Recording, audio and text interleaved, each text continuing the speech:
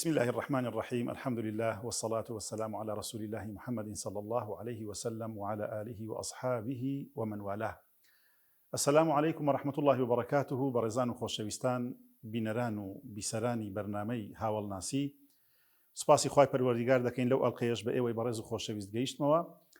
لەگەڵ زۆر بەڕێز جەنابی مامۆستا دلێر گەرمیانی، زانا و بانخوازی ئاینی. بەخێراتنیی گەرمی دەکەم و پێی دەڵێم السلام عليكم ورحمة الله. عليكم السلام ورحمة الله وبركاته. یاخۆ بەخێر بن. بەڕێزان و خۆشەویستان، تەوەرە و بابەت و باسەکەمان لەسەر هاوڵان و سەحابەکانی پێغەمبەری خوا صلی الله عليه وسلم بەردەوامە. ئەگە هەرچەند باسی بکەین فەزل و پلە و پایە و گەورەی سەحابەکان تەواو نابێت بە ئەڵقەیەک و دوان و زیاتر، بەڵام ئەوەندەی ئێمە دەمانەوێت تەنها مەفهومێک ببەخشین بە ئێوەی بینەر کە ئاخۆ بزانین پێغەمبەری خوا صلی الله عليه وسلم چۆن سەحابەکانی پەروەردە کرد و خوای عەزە وەجەل چۆن مەدحی سەحابەکانی کردووە، و لە دوجار دەبزانین چ مەدرسەیەکن ئەو هاوڵانە بۆ ئێمە کەوا لە سەردەی 21دا دەژین بۆ ئەوەی دەرس و وانەیان لێ وەربگرین. بۆیە پرسیارەکەم ئاراستەی جەنابی مامۆستا دەکەم، فەزل و پلە و پای سەحابەکان و هاوڵانی ڕەسوول الله صلی الله عليه وسلم یەکجار زۆرن، بەڵام هیچ بەڵگە و دلیلێکمان هەیە بەوەی کەوا کۆی سەحابەکانی پێغەمبەری خوا صلی الله عليه وسلم بەهەشتی بن. و دەکرێت پرسیارێکی تکەش لەوە جیاواز بکەمەوە، بڵێم ئایا فەزل و پلە و پایەیان هەر هەمویان وەکو یەکە یاخود هاوڵێک لە هاوڵێکی تر پلە و پایەی جیاوازە؟ إن الحمد لله نحمده ونستعينه ونستغفره ونعوذ بالله من شرور أنفسنا ومن سيئات أعمالنا، من يهده الله فلا مضل له ومن يضلل فلا هادي له، وأشهد أن لا إله إلا الله وحده لا شريك له، وأشهد أن محمدا عبده ورسوله. أما بعد. خواهی گەورە پاداشان داتەوە مامۆستا ئەحمەدگیان، خوا پاداشتی ئەو برایانەی پەرست داتەوە لە ئوستافی کە ماندوو بن لەگەڵمانە. دەست خۆش بێت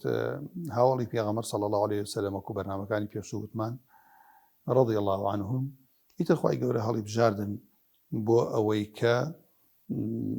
بە عەمەلی ئەوان ئەم قورئانە باس لە کۆمەڵگای مسلمانەکە، جیلی مسلمانەکات، ئەوان جێبەجێکەن و ئەوان بیگەیان بە ئومەت. ئێستا وان ناقلی قورئانن بۆ ئێمە هەر هاوڵانیشن کە ناقلی سنەتی پێغەمبەر صلی الله عليه وسلم. دینیش پێک هاتووە لەم دوانە کە بریتێ لە قورئان و سنەت،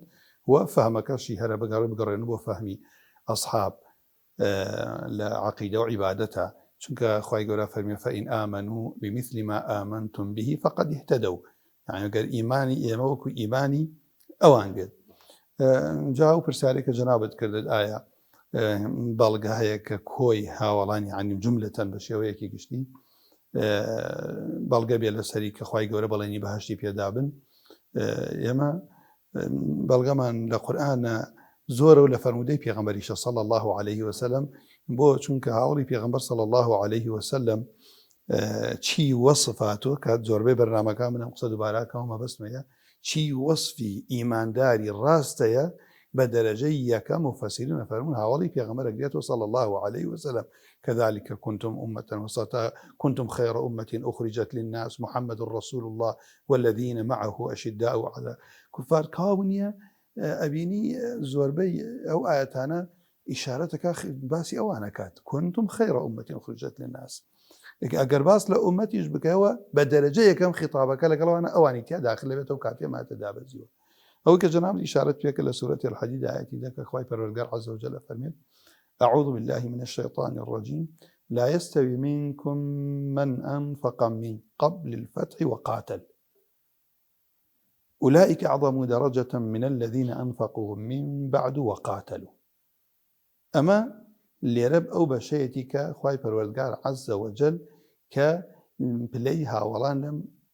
آية بروني جاءكاتو كهنديكيان بليان برسترا قورترا لهنديكيان كأفرميت يكسان نين أواني كاللبيش قرتني مكة وهنديك فتحي مكان ديك إشرائي وايا لبيش صلحي حديبية كمال يعني بخشي وجهاد يعني كردوه.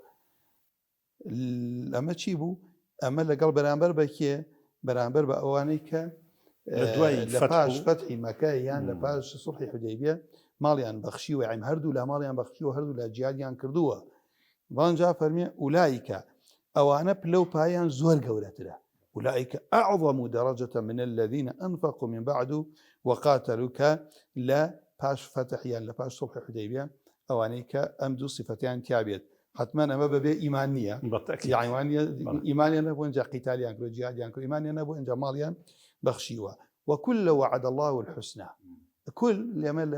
أصولك أخوان دو معنا الألفاظ عم كل عام جميعا ألف لام بكوي تسر مفرد إضافي مفرد ولاي معرفة ألف لام كوي تسر الفاظ جمع كاب أمانة شيء كسيلي بدرنية كمان كل الفاظ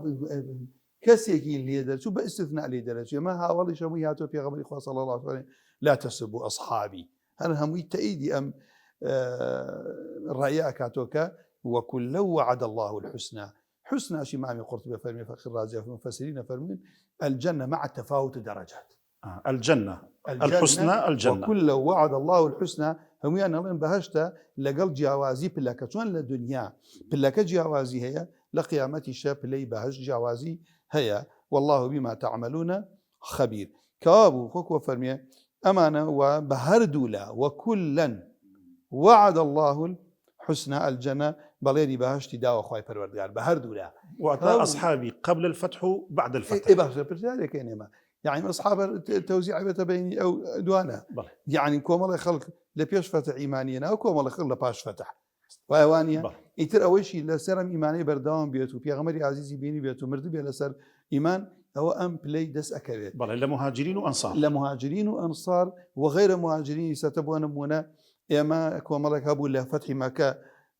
وانيا إيمانه يعني كومال كي لباش فتح مكة إيماني هناوه والله أما شيء لباش فتحة لباش صلح حديبية با مهاجرين وأنصاريش نبي دوانيا كلو أنا نبن هجرتيان كرد بيه ولو أناش نبن كلام مدينة يارمتي داري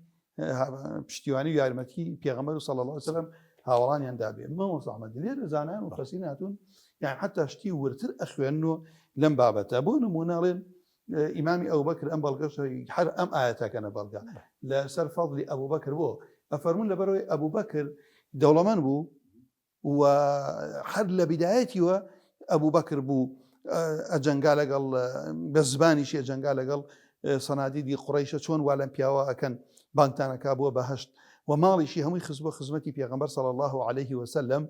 ولا باش هجرتيش أبو بكر هو سر راي بلي مهاجري لا باش هجرتكش أبو بكر لحمو غزوة كان لخدمتي بيغمبر صلى الله عليه وسلم بمال وبنفسي جهادي كردبو كابو الدين اللي رأى أبو الكاريانش أخوان النو ألين فضل أبو بكر بيش إمام عمر إيماني يناوه وهوانيا كابو اللي رأى بابتك أوانيك بلين يما ولا أبو بكر لا فلان مالي بيش إمام عمريش بيش هم خزانة كاني بيغمبر صلى الله عليه وسلم فضلي أبو بكر بيش إمام عثمان إيماني يناوه كم بياو وكا إيماني يناوه كواتا قبي كما برسالك هيز بلغيك هي بويكا إمامي أبو بكر فضلو بلوباي قورترو برستر لصحابة كاني تر حتى ليرة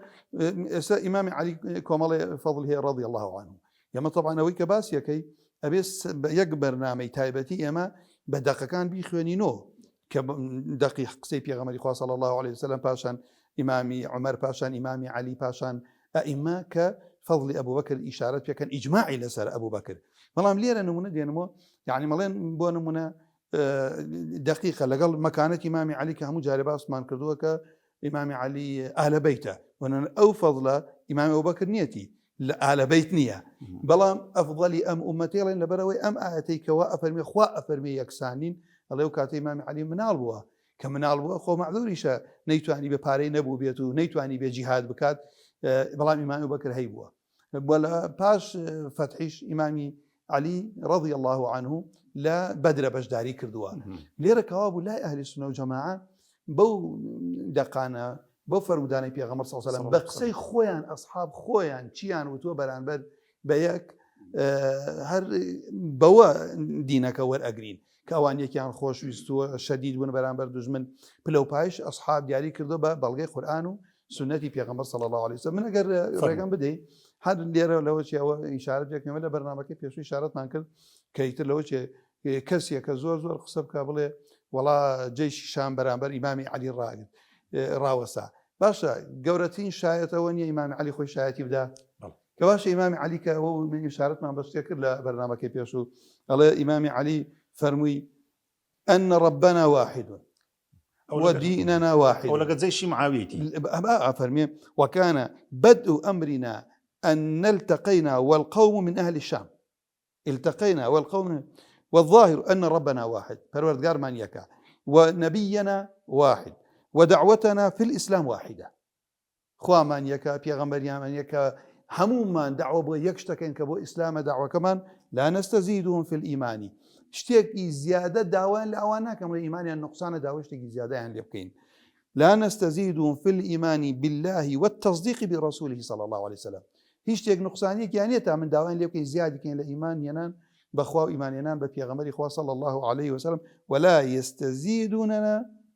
الأمر واحد ئەوانیش داوای شتێک لە ئێمە ناکەن کە بڵێن ئەمەتان نقصانە لە ئیمانە بابەتێکی ئیجتیهادی بوو داوای قیساسەکەن بۆ دەمی ئیمامی عوسمان والله إلا ما اختلفنا فيه من دم عثمان ونحن منه براء أما لأنها البلاغات ونكمل والله كاكي كان لك كتابك لك لا أهل السنة برا حمي برا لمناقب إمام علي رضي الله عنه إمام أبو بكر أصحابي في غمر خزانة كاني في غمر إخوة صلى الله عليه وسلم جامل ما بس ما هو بوليرة كواب أم آياتي كجنابة إشارة فيكر بروني ديارة يعني ما هاولان في لو بايان جوازي وكل وعد الله الحسنى هو لولا شو أولئك أعظم درجة كابو أو بابتي كآياتك زون بروني روني كردته براسي ما أحمد نك من لمبر سيارك وتقسم بهم قسبين نك هاولي في غمر صلى الله عليه وسلم يما لفرمودي الصحيحة كإمام بخاري رواياتي كات إمام بخاري رواياتي كردوها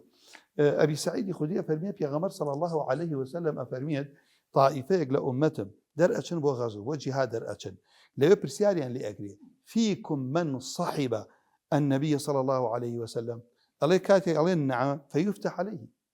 خوي بالوردقار سركوتني على الودا أبو زين كاتي برسالة كان هاولي في غمرتان لقلا صلى الله عليه وسلم إن جدوايا وزمن يجتر ديت كسي كان لقلا هاولي في غمري خوي نبي صلى الله عليه وسلم تابعية هاولي في غمري بيني وإيماني هنا ولا سن إيمان مردوها برسالة كان ثم يأتي زمان فيكم من صحب أصحاب النبي صلى الله عليه وسلم فالمك علينا خير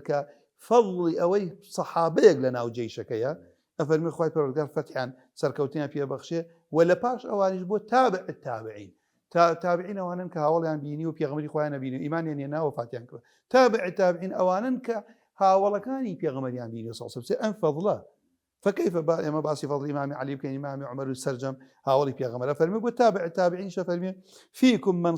صاحب النبي صلى الله عليه وسلم كاتل ولا ملي فيقالوا نعم فيفتح لصحيح بخاري أتوا أويك فضلي نك صحابة أول شيء نك صحابة بيني أويك تابعي بيني وخير الناس قرني ثم الذين يلونهم ثم الذين يلونهم أو جيل دبار النابيته براسي إنساني مسلمان بيه أقاي لو بيت چونك ليدان لها وال زندقية نفاقة خب پاداش داتۆ مامۆستای بەڕێز هەر لەسەر ئەو پرسیارە پێشووتر دەمینێمەوە فەزل و پلە و پای سەحابەکان بە جیاوازی پێگەیان هەم لە دنیا و هەم لە قیامەتیش چ بەڵگەیەک هەیە بەوەی کەوە ئیمامی ئەبوو بەکر بە نمونە باسی دەکەم فەزلی زیاتر بێت لە ئیمامی عومەر و عوسمان و عەلی و ئەو فەزل و پلە و پایەیە پێغەمبەر صلی الله علیه و سلم چۆنی باس کردووە و شاهدی سەحابەکان بۆ ئەو پلە و پایە لە دنیادا چۆنە بۆ ئەوەی ئێمە و بینەر لی حاڵی بین من بۆیە مامۆستا باس ئیشارەتم کە بۆ کردوتم حەزم کرد ئەوەی ئیمامی ئەبوو بەکر بە تایبەت هەر یەک بەڵگە دوانیە من ئێستا لێرە بە دوسێ دقیقە من بڕۆمە سەر ئەو بابەتە وانە چونکە پێغەمبەری خوا صلی الله علیه و سلم ابن عمر فەرمیێ لە زمانی پێغەمبەر صلی الله علیه و سلم هەموو دقایق أيان فرموا دخل رسول الله صلى الله عليه وسلم وأبو بكر وعمر خرج رسول الله صلى الله عليه وسلم وأبو بكر وعمر لا حمو باسي برسالة لإمام علي كان أفضل أم أمتك يا لا باش بيغمر صلى الله عليه وسلم فرمي أبو بكر فرمي أن لا باش أبو بكر فرمي عمر الله للسيهام ما كل خوي برسالة ليك للسيهام يشويستم السيهام وأنت فتي نخر عثمان شاهدتك مو ثانية يعني أما بإجماع وبدقة كانش وبيغمر صلى الله عليه وسلم كاتيك دائما ئەبوو بەکری پێشخستووە کە لە بابەتێکە ئیمامی ئەبوو بەکر ئەفەرمی پێغەمبەری خوا وەڵڵاهی لەم بابەتە من دەسم پێکرد کە شتێکەکەوێتە بینی خۆی ئیمامی عومەر بەڵام پێغەمبەری خوا صلی الله علیه وسلم فەرمی وا لە ئیمامی عومەر توو ڕابێ فەرمی وازم لێ بێن و هاوڵەکەم من وتم پێغەمبەری خوام خەڵکی بێ باوەڕ بوویەوە باوەڕتان پێ نەهێنام ئەم بەڕاستی دانام خەڵکی پشتی نەگرتم ئەم پشتی گرتم ئەمە هەر پێغەمبەر صلی الله علیه وسلم بەرامبەر ئیمامی ئەبوبەکر وای فەرمووە این بەرامبەر ئیمامی عومەر رضی الله عنه ئەوە ئینشاءالله بە درێژی ئیمامی خوا پاداش داتەوە زۆر باشە بە ئەو دقا بخوێنمەوەکەوە زانانی شەرعناس و ئوسوول شتێکیان باس کردووە چی لەوە تێدەگەین بەرامبەر بە هاوڵان کە دەڵێن الحكم يدور مع العلة من حيث ما وجدت العلة وجد الحكم چی لەو بابەتە تێدەگەین سەبارەت بە سەحابەکانی رسول الله صلى الله عليه وسلم بسم الله الرحمن الرحيم طبعا هو قاعدة أصولية كفرمية الحكم يدور مع العلة فحيثما وجدت العلة وجد الحكم يعني يستحى مجارية من كلاكا السبب طبعا نام يزور برو مثلا عندي بابة علمين وعند العلماء فرموا هم السبب يك باشا هر حكمك هر حكمك إنسان حكمتكي زهني بله وانيا او تري عله بلام اگر حكمتي نزاين سبب كواب وتشيبو همو عليك او سبب سمو سبب حكمني يسال الله والله كاك يعني عرق بو حرام كراوه الا كي اسكار ويتري مزانين ايزان حكمتكي بويا بلام نيجي بياني ككاتي باولين فجر صادق ديت ئەو من نازانم بۆ خی پەروەردگار و کاتە نوێژی بەیانی دوورکادی فەرز کردووە و ئەبێ بە دەنگی بەرزی بخێن کاوا بوو لێرە بزانین ئەم مەسئلەی حکم چییە و عیلە چییە لە ئایەتی سەدی سورەتی تەوبە کاتی خی پەروەردگار عز وجل فەرمیێ والسابقون الأولون من المهاجرين والأنصار والذين اتبعوهم بإحسان رضي الله عنهم ورضوا عنه لێرە خی پەروەردگار عز وجل حکم یەکری دەرب ڕیوە رضي الله عنهم ورضوا عنه ما حكمه خواي قرب بالريالي ذاك خواي پروردگار عز وجل راضي بوه هوي راضي بوني خواي پروردگار چیه لهاولي پیغمبر صلى الله عليه وسلم لم آيته لم آية زانان فرمون ام آيته كخواي قرب والسابقون الأولون والسابقون الأولون من المهاجرين والأنصار مجملة باش مجملة بلام علماء فرمون كخواي پروردگار ذكري مهاجرين وأنصاري كرد أو كاتا چي كرد إزالي أم مجملة كرد طبعا مثلا نتواني بوردي لتفسير الكون بتاعي تفسير الرازي كفرمي أو مجملة چي بو لا شو تعين بو هو شي خواي قول ليان رازية فرمي حتى أو منش ليرة زانانا فرمو بالتأكيد هو من أبو بياني جنسا مني تبعيضنيا شو أبو والله والسابقون الأولون بعض المهاجرين معناك صحيح معناك نهايته سرزبانه وأنا هو فرمي فاجتنبوا الرجس من الأوثان نقبل بعضك لأوثان جنسي أوثان كوي أوثان وأنا كوي رجس نقبعض الرجس كوي رجس خواي قول حرامي كردوها نقبعضه أما بس مشاهد أم منوك أو من جنس بعضنيا بعض وكو عملوا الصالحات منهم مغفرة وأجرا عظيما هل وكو بيشتغل خالد رازي بيا ربي والله كاتب من المؤمنين رجال هم إيمان دارانين لو أست بعض من المؤمنين وانيا أو صفتان كاية جاء لي رشاء كم لي كواب أو مجملي سابقون كي لباسنا كي نوانا والسابقون الأولين يعني بيش كوتو يك مكان بلام بيش كوتو يك مكان أوانيك لا سرتاوى باور يعني أنا لهردو طائلة لمهاجرين لأنصار لكوشرانو يارد دران كوابو ليرة باسي دو صفة كراوة صفتي الهجرة لقل النصرة إذن أبيت تعين يا كإمام فخر رازي أفرميت أمعل أكيا كخواي پروردگار رضي الله عنهم ورضوا عنه جاء الليرة بفعل ماضي شاتو باسنا مستقبلي شكاتك أما زور دوباره كانوا لتفسير آية كانت چون كوت معنا جملة اسمي دلالة كات سر ثبوت جملة فعلي يان دلالة كات سر شتيا باس لداهاتو أكاد هو بلغي لسر جيجيربوني أو صفته ثابت بوني أو صفته يان أو الثاني دلالة كات سر بردوان بون استمراريات كفعل مضارع بو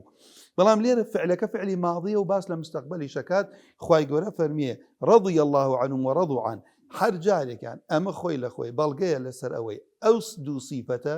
ثابتە لەوان بۆیە خوای پەروەردگار عەزە وەجەل ئیعلانی ڕازیبوونی خۆی لە هاوڵ کردووە و هاوڵیش لە خوای پەروەردگار کێ ئەوانەی کە المهاجرین والئەنصار. باشە ئەی ئەم حکومە چیتیا سەوز بوو؟ وأعد لهم جنات تجري تحتها الأنهار خالدين فيها. كاو خوای پەروەردگار بەهشتی بۆ ئامادە کردبن بۆ ئەمانە بەهشتی بۆ ئامادە کردو نەفەرمی خوای پەروەردگار عەزە وەجەل. باشە بەهشتی بۆ ئامادە کردبوون ئەو بەهشتێک کە ڕووبار بە ژێریە لەژێر باخ و بستانەکانیە خوا فەرمی خالدين فيها أبدا ذلك الفوز العظيم. إعلاني فوزي أم طائفيك الخواي پەروەردگار وبڕیاریشی دا خوای گەورە ئەمانە هەتایی لەناو ئەم بەهشتە بمێنەوە. ئەمە بەردەوام بوو لەسەر بەردەوامبوونی هاوڵانی پێغەمبەر صلی الله عليه وسلم لەسەر ئەو صیفەتە و عیلەکەشتیانە ئەمێنێتەوە تا لە ژیان بن، چونکە بۆ ئەو عیلە بە بەردەوامی خوای گەورە کە بەهشتی بۆ ساز کردبن ئامادە کردبن و خوای پەروەردگاریش عەزە وەجەل فەرمیێ رەضی الله عنهم علمی خوای پەروەردگاریش ئەزەلی و ئەبەدیە عەلیم بذات الصدور. پێش ئەوەی خوای پەروەردگار کەون دروست کە ئاسمان و زەوی علمی خۆی لە لەوح المەحفوظ نووسێتەوە کە خوا هەر عەلیم بووە بەوەی کە ئەم هاوڵانە لەسەر ئەم صیفەتە ئەمێننەوە خوای گەورە ئەو علمەی خۆی کە لە لەوح المەحفوظ و لە قورئانیش بەیانی کرد کە لە مهاجرین لەسەر وشەی رضی الله عنهم. یعنی ئەگەر بە کورتی باسی بکەین ڕیضا چییە بۆ ئەوەی کەوا ئێمە لەی حاڵی بین ڕازیبوونی خوای پەروەردگار بۆ سەحابەکان رضوان الله ئەکبەر کە خوای عولەما فەرموون یعنی حتا لەناو بەهشتی شەڵێن لە باش گەورەتر ڕضای خوای پەروەردگار و بینینی خوای پەروەردگار خۆیەتی خوای پەروەردگار لە چی لەیان ڕازی بووە؟ خوای پەروەردگار لە عەقیدەیان لە ئیمانیان لە صدقیان لە وەفایان لە سەمع و تەاعەیان لە ڕاستکردنیان لەسەر ئەم دینەی کە پابەند بوون پێیوە. ئەگینا ئەوەی شەڵا بەڵگەکانی تر ڕوونیەکەنەوە عولەما شتێکی زۆر جوان ئەفەرموون کاتێ خوای پەروەردگار زانایە بە هەموو شتێ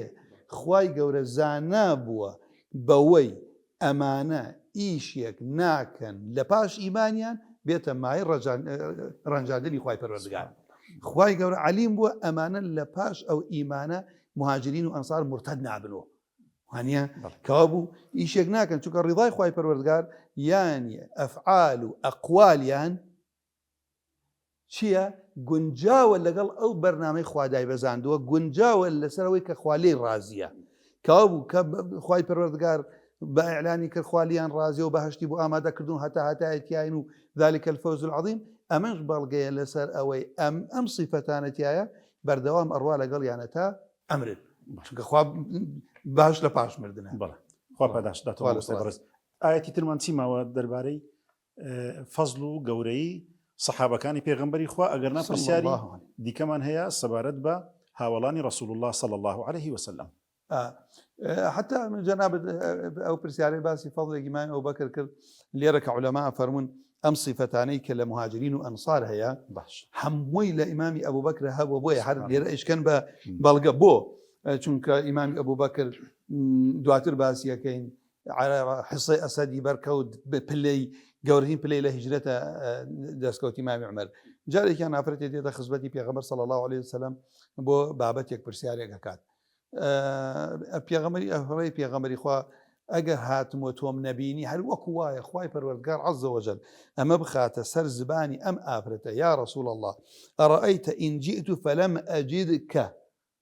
وەکو وایە خوا ئەم پرسیار بۆ ئومەتەکەی کە دواتر بڵێن ئەو بەکر ئەفضەلی ئومەتەیە. ئەفەرمێ ئین ئەفەرمێت ڕاوی حەیسەکە سەحابەکە فەرمێ کەئەنها تەعنی المەوت یعنی پێغەمبەری خوا من هاتم تۆ وەفاتت کردبوو چی بکەم؟ قال فإن لم تجديني فأتي أبا بكر. الله كأما فرودي صحيح في غنبر صلى الله عليه وسلم كإمام بخاري إمام مسلم رواياتي كردوها أفرت يدي في غنبر صلى الله عليه وسلم فهمي راويك الصحابة كبو في غنبر صلى الله عليه وسلم كجبير كري مطعمة كأفرمي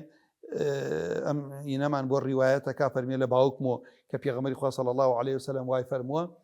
کە ئافرەتێکاتە خزمەتی و پرسیارێکی وتی پێغەمبەری خوا گەڕامەوە بۆ لات و هاتمەوە من تۆم نەبینی فەرمی منت نەبینی بڕۆ بۆ لای ئەبوو بەکر كابو اتفق أهل الإسلام على أن أبا بكر رضي الله عنه هو أحق الناس بالخلافة كرون لسيل شويني خوي من باسي كم هرو بك جناب دار حزت كر فرمودي يرون خۆ پاداشات یا ڕەبی ربي جناب مامۆستا ئەگەر باز لەوەش بکەین پێغەمبەری خوا صلی الله عليه وسلم یعنی لە ژیانی خۆیدا موژدەی بەهەشتی بە زۆرێک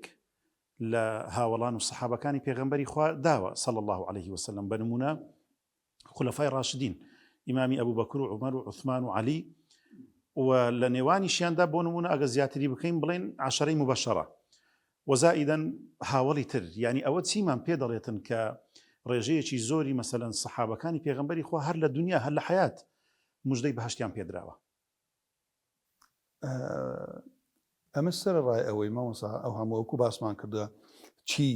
ستایشی ئیماندار هەیە باس لە هاوڵی پێغەمبەرەکە صلی الله عليه وسلم ئەوەمان پێ ئەگەێنێ کە ئێمە وەکو موسڵمان فەضڵ و مەکانەتی ئەما کە خوا لای خوا ئەو فەضڵیان هەیە لای پێغەمبەری ئازیز ئەو فەضڵیان هەیە ئەی باشە ئێمەی موسڵمان چۆن بڕوانینە هاوڵان چونکە نەزەرمان بەرامبەر هاوڵان هەڵەبوو تێگەشتنمان بەرامبەر قورئان هەڵە ئەبێ تێگەشتمان بەرامبەر فەرمودەی پێغەمبەر صلی الله علیه و سلم هەڵە ئەبێت ئەو کاتە ئەو دوو تێگەشتمان هەڵە بوو ئینسان تووشی گومڕایی و بەدبەختی ئەبێت و سەرگردانە بێ وەک ئەو تایفانەی کە قسە بە هاوڵانی پێغەمبەر ئەڵێن صلی الله عليه وسلم. حومەیدی کوڕی زیادە فەرمێت ڕۆژێکیان بە محەممەدی کوڕی کەعبی قوڕەضیم وت ئایا هەواڵم خبرێک من نادەیتێ سەبارەت بە ئەلا تخبرني عن أصحاب الرسول صلى الله عليه وسلم فيما كان بينهم باشە ئەو لە بینی هاوڕانی پێغەمبەر صلی الله عليه وسلم ئەو فیتەنۆمانە ڕوویدا ئەڵێمە بەس ئەوە بوو کە ئەوە چی بوو لە بینی هاوڵانە ڕوویدا هەواڵێکم بدەرێ ئەڵێ وأردت الفتن هەرمە بەسمەوە بوو کە ئەو قیتال و فیتەنەی کە بینی کەوتە نێوان هاوڵان فقال لي هذا إن الله تعالى قد غفر لجميع. الله أكبر. بەڕاستی خوای پەروەردگار تەنە تەتابعی چۆن سەیریان کە پلێبەرزیانشیانە بووە خوای گەورە علیم و ئەوانە بە ئیحسان بە چاکە بە زبانیان و بە عەقیدە و باوەڕیشیان بە جوانی شوێنی هاوڵانەکەون. إن الله تعالى قد غفر لجميعهم وأوجب لهم الجنة ئەمن زۆر مهمە وأعد لهم جنات خوای گەورە فەرمێ كافرين خالدين فيها أبدا ذلك الفوز العظيم. انجا فرميه وأوجب لهم الجنة في كتابه خوای گەورە بەهەشتی بۆ فرض كردن محسنهم وغيرهم قلت لا وفي أي موضع أوجب لهم الجنة باشا الكوي قرآن خوای پەروەردگار أم يعني كلا وكل وعد الله الحسنى فقال سبحان الله ألا تقرأ قوله تعالى سبحان الله باكو خايني بأخوة أي آيات نخوين والسابقون الأول من المهاجرين والأنصار إلى آخر الآية فأوجب الله ما شاك ما صايقان فأوجب الله لجميع أصحاب النبي صلى الله عليه وسلم الجنة خواهي پەروەردگار باشتي واجب کرد بۆ كوي هاوڵان الجنة والرضوان وشرط على التابعين شرطا شرطه عليه فرمي مرجێکی شیدانا لا سەر ئەوانەی کە شوێن هاوڵانەکەون تابعین تا ئەوەی کە خۆیان ئەبینی بە مستەلەح چی بوو مستەلەح علمیەکەی ئەمە تا ڕۆژی قیامەتی شەمە شوێنی هاوڵان کەوتین جاء فەرمی وتي قلت وما ذاك الشرط أو الشرط شيء الله قال اشترط عليهم أن يتبعوهم بإحسان في العمل وهو أن يقتدوا بهم في أعمالهم الحسنة ببرج دانيا بچاکە شوێنی هاوڵی شەرتەکەچێ لە کردەوەمانە لە ڕێواتێک تەفەمێن لە قەولمانە ولا يقتدوا بهم في غير ذلك ئێمە لە چاکە لا ئەوەی کە لە هاوڵان چاکە بێ چاو لەوەیان بکەین أو يقال المراد أن يتبعوهم بإحسان في القول وهو أن يقولوا فيهم أن لا يقولوا فيهم سوءا كابو هر کەسێ ئەم شەرتە جامە یاسایەکی زۆر جوانە هەر کەسێ ئەم شەرتەی لەدەستدا أو شرطي رضواني خوي لدز دعوة شرطي تبعية شوين كوتواتي بيغمبر وصحابة كان في العمل أن يتبعوهم بإحسان في العمل أن يتبعوهم بإحسان في القول وهو أن لا يقول فيهم سوءا برامبر هاولي بيغمبر صلى الله عليه وسلم وأن لا يوجه الطعن فيما أقدم عليه لو إشانيش ككرديان ناوتا إمامي علي كمن بخيون بوشون ستايشي جيش معاوية رضي الله عنه كالنهج البلاغية هاتوا أفرمي حميدتي فكأني ما قرأت هذه الآية قط وكوا أو آية قد نخويندوها بويا لرأوي أسا يعني إشارة في كازان أنها لتفسيري أم آية أفرمي اعلم أن الآية دلت على أن من اتبعهم إنما يستحقون الرضوان والثواب أوي شويني مهاجرين وأنصار بك بإحسان أو الشايستي الرضوان أو ثوابيك أخوي برغدار بليني بيداوة بشرط كونهم متبعين لهم بإحسان. وفسرنا هذا الإحسان بإحسان القول فيهم والحكم المشروط بشرط حكمك بمرج جيراوة بمرجك أو شرطي ينتفي كامانيا أو الحكم المشروط بشرطين ينتفي عند انتفاء ذلك الشرط. حكمك رضا إخوة برودقار لسر تابعين أو حكم لدست أشياء لا أشياء نفي أبيت أقربية الشرط كالنمينية كواب فوجب أن من لم يحسن القول في المهاجرين والأنصار لا يكون مستحقا للرضوان من الله تعالى وأن لا يكون من أهل الثواب لهذا السبب رنخو هركس يبيتو بإحسان شوين يعني نكبي كمرجك بؤويك أجري ثوابك يعني غفران ثوابه أبي بإحسان شوين يعني كبير شرطك لدس دا أو بلا لدس أدي فإن أهل الدين يبالغون في تعظيم أصحاب الرسول صلى الله عليه وسلم ولا يطلقون ألسنتهم في اغتيابهم وذكرهم بما لا ينبغي قد كسك الأخواب ترسيد زباني خويا باريزي برامبر أواني كأخوي قوري أو بلينا قوري بيدا فداش ذاته كاتي برنامج كمان توابط زناج ما مستا سباسي بريز دكم مندومان كردي لو القيش إن شاء الله برنامج كان ولا القكاني ديكا تواوكري أو برسيارو وعندك برسياري كشمان ديتا بيش هل لسر هاولان وقوري وشكو رزو قدري صحابة كان قصان دكين إن شاء الله برزان وخوشويستان بو قدر وبو أندازي هاتينا كوتاي ألقي أو زارشمان لبرنامج هاول ناسي تاوكو برنامج ديداري چتر بخواي پروردگارتان دست بيرم والسلام عليكم ورحمة الله وبركاته.